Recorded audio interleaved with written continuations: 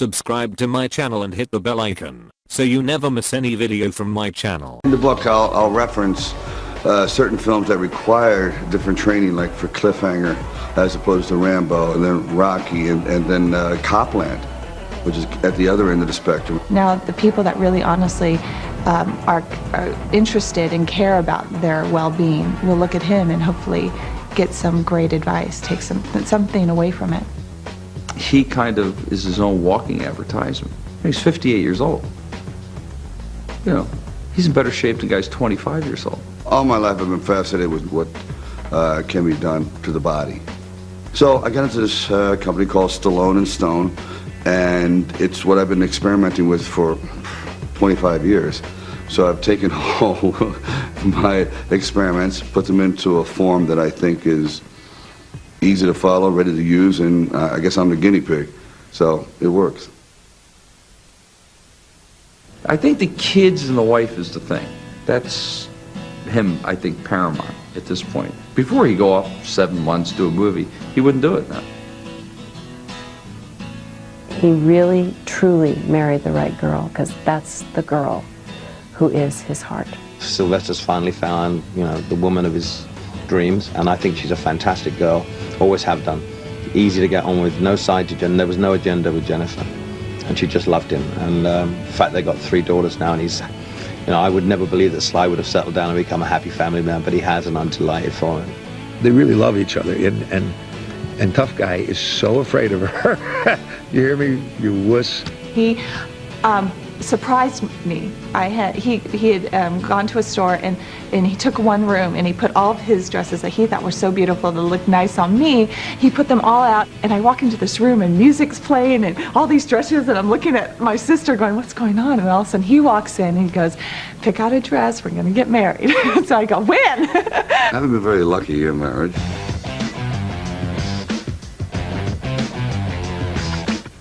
So I thought, I don't know. I don't know if I want to put this on you. You're such a sweet girl. She says, well, I'd like to get married. So I said, just keep carrying your dress around. I have a feeling it's going to happen. It was special because I had the people that I wanted to be there, and that was Sylvester. That's all that mattered at the moment to me. I love those moments, even when they're incredibly frustrating. The noise, the music, the cacophony of their craziness just fills my life. It drives me crazy sometimes, but just take it away and it's really life becomes quite redundant. You know, I think of them as my kids, but I'm not used to girls. You know, I said, why do they cry? It's like, that's what they do. They cry. I said, well, at everything? He goes, yeah, they do. I said, wow. He's with us all the time. I mean, Frank's over on Sundays, eating dinner with us. He takes vacations with us. That's why I'm not married, because, you know, after a few hours, I'm done. I'm ready to go home.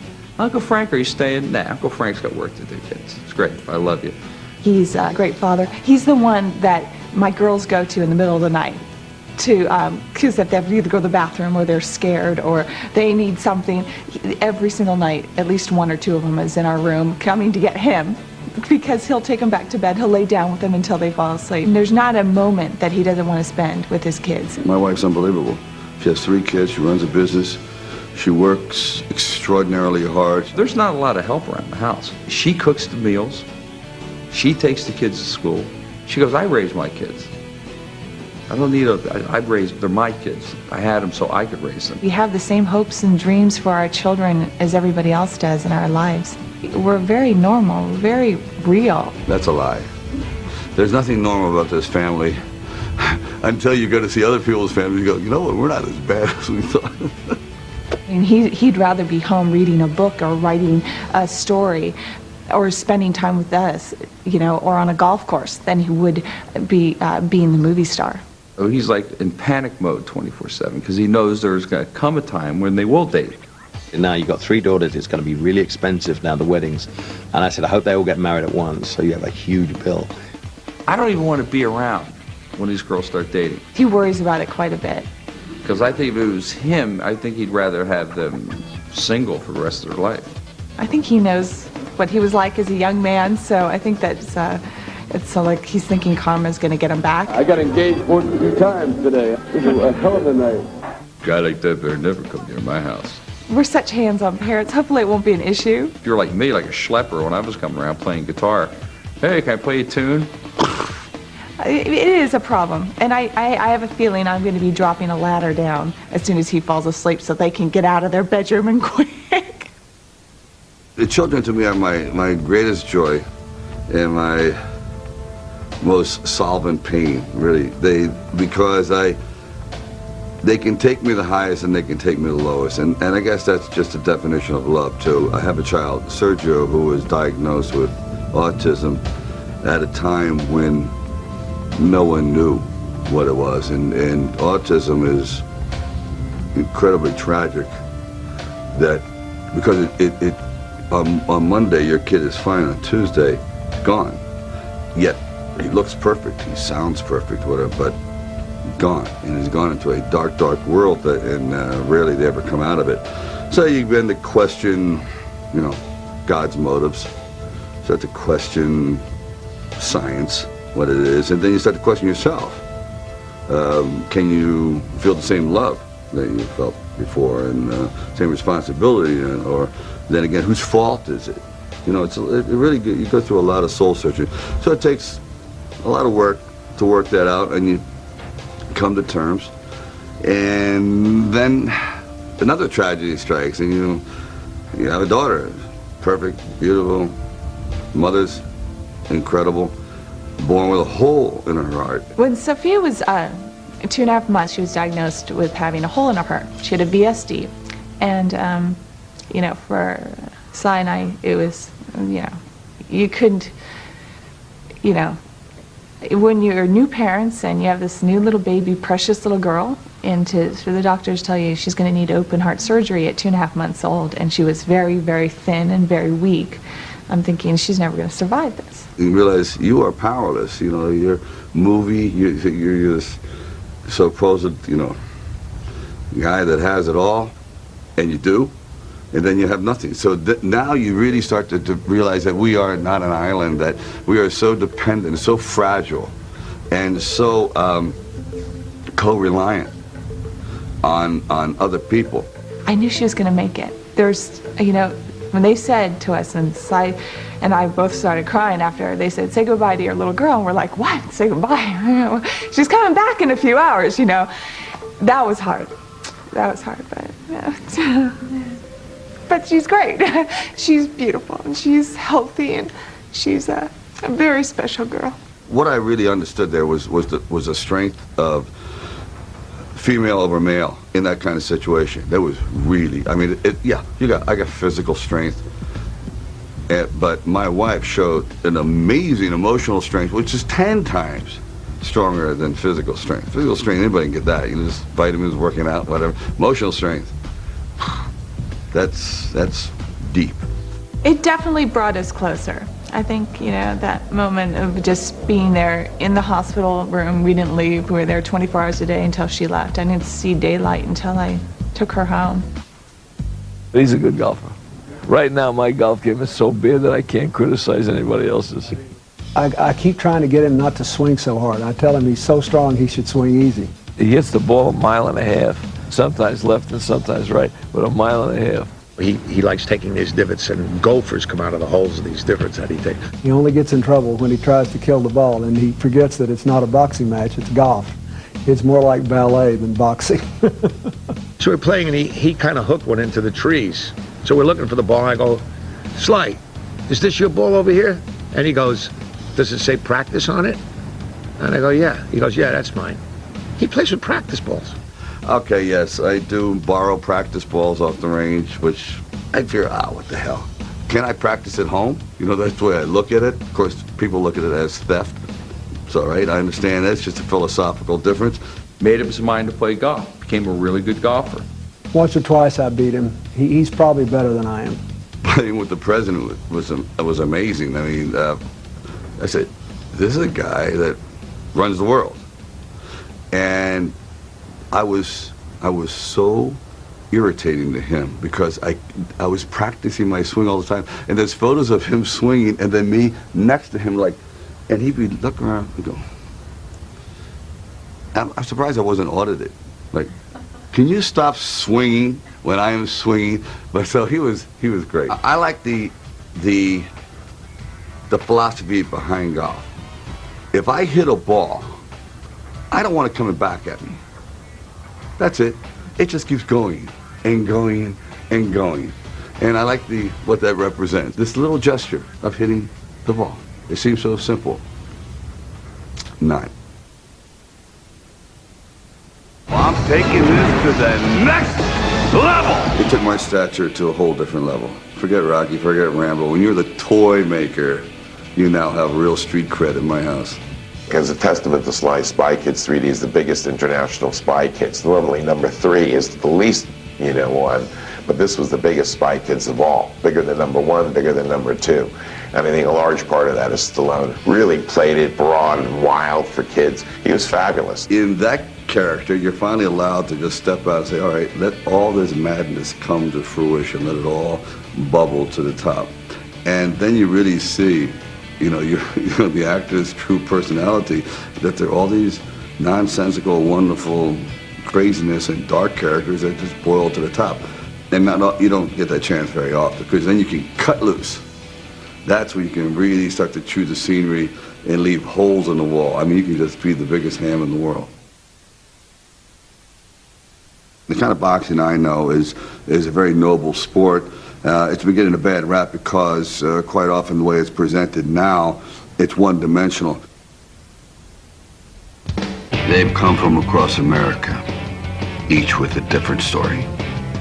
Some inspired. My father's a doctor with the United States Navy, and he's in Afghanistan right now. Some tragic. Even though she was ill, you don't stand and hold a 2-day-old thinking it's gonna die. But they all have one thing in common: the desire to be a champion. 2 highways were crossing in my life. One being that I'm identified with a fantasy character, Rocky, no matter what, forever. I fall off a cliff, Rocky fall off a cliff, you know what I mean? But no matter what, it's inextricable.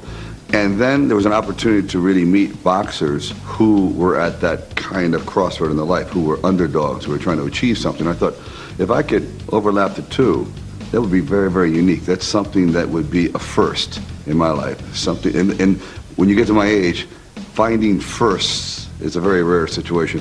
It's unbelievable. I mean, it's a whole world. And they have these 16 guys who, well, that's how it starts out, that are living together in this warehouse, and they box it out. Young, ambitious, scared, aggressive, every color of the personality rainbow. Yeah. Your thighs, if you like that, you just, it automatically, you shorten them up. Some are very feisty, some are withdrawn, but all of them were unified in one thing, that they lived life on the ragged edge. He did an event one night at his home that I attended and spoke at. And I asked him, after it was over, I said, I always thought you were a Republican. Why'd you do this event for our side? And he said, well, I am. I always have been. But he said, I'm concerned about the environment. We now have to take the responsibility because we're upsetting nature's balance, so we have to upright it. And that, I don't think, should be a political issue. That should just be an automatic, predetermined yes, whatever it takes. He thought global warming was real. He thought a lot of species were threatened. He thought things had to be done. And I was really impressed because he did it. It was solely on the basis of his personal observation and his convictions about it. After I gave this speech, he came up on the stage and he said, I think everybody in the world has seen that you can take a punch, but I personally think it's time you threw a few. Well, here's a man that has an extraordinary job. Every day is a fight. What kind of memorabilia can I give him? Something to remember the occasion. So I went down and I found the original Rocky gloves, and I figured, I had been hit in the face about 50 times with these. These are pretty sentimental. So I put them together and I gave it to him, and I didn't know if he was going to say, oh, okay, thank you very much, well, next. But he actually was very touched by them, and I thought, finally, Rocky goes on, right? Rocky goes to the White House in one way or another. As he said, these gloves were among those I used in the first Rocky movie, and he signed them for me and gave them to me. It's one of my most prized possessions, and I treasure them. And as I said, they're up in my home in New York today, in my gym, and I see them every day when I work out. As you get older, sometimes you lose your drive and your passion. It hasn't happened to me, and it certainly hasn't happened to Sly. There's a magazine coming out that we're doing called Sly Magazine. I try to instill my outlook on life, like Oprah does with her magazine, like Martha Stewart does with her magazine, like John Kennedy tried to do with his magazine. To make a big shift in one's career takes a lot of riding with angst. Come on, angst, let's take a little ride. And eventually you get off of angst and it's okay. I mean, it's about what he likes to drink and where he likes to play golf and, you know, what cool guy things that, you know, in his age range, what guys want and what their dreams are. So the magazine is about not giving up. It's about not going gently into that good night. It's about kicking and screaming as the years roll on. You go, okay, take your best shot. You know what I mean? Whatever nature takes away, we're going to put back. We're just, it's all about being aggressive and proactive with your life at all levels, at all ages. It's just going to be a lifestyle magazine that's a little out of the box. So I think he's positioning himself as an artist to have product again that might be filled with his quirky beauty. And the man is such a fine writer and director, and he's positioned now to begin again. It's like a rebirthing. He's always got some smart business angle. You know, he's got a lot of smarts when it comes to business. My biggest regret in life was not being more assertive and being more accountable to the profession by directing more.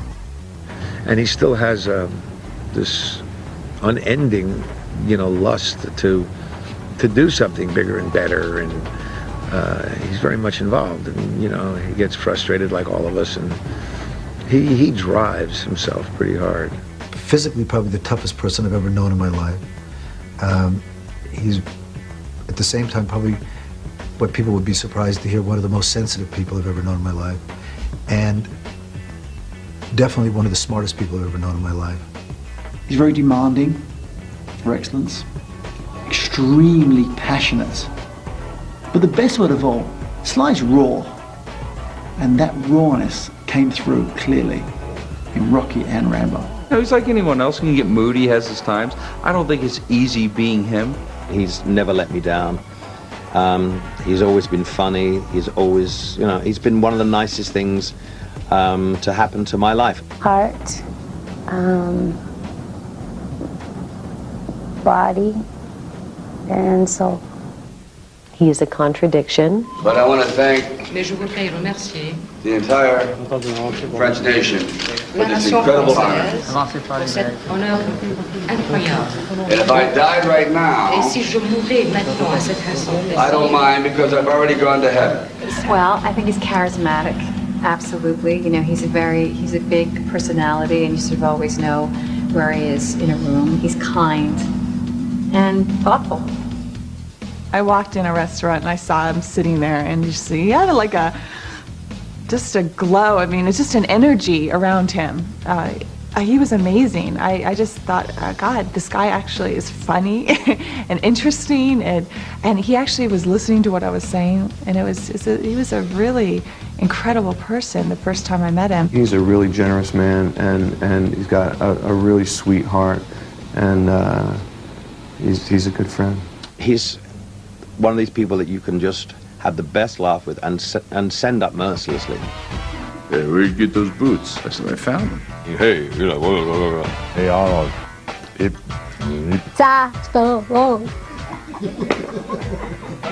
I mean, when I see him, I see Rocky. It's like, hey, Rock, how's it going? Hey, your brother. Yo, Adrian! I don't know.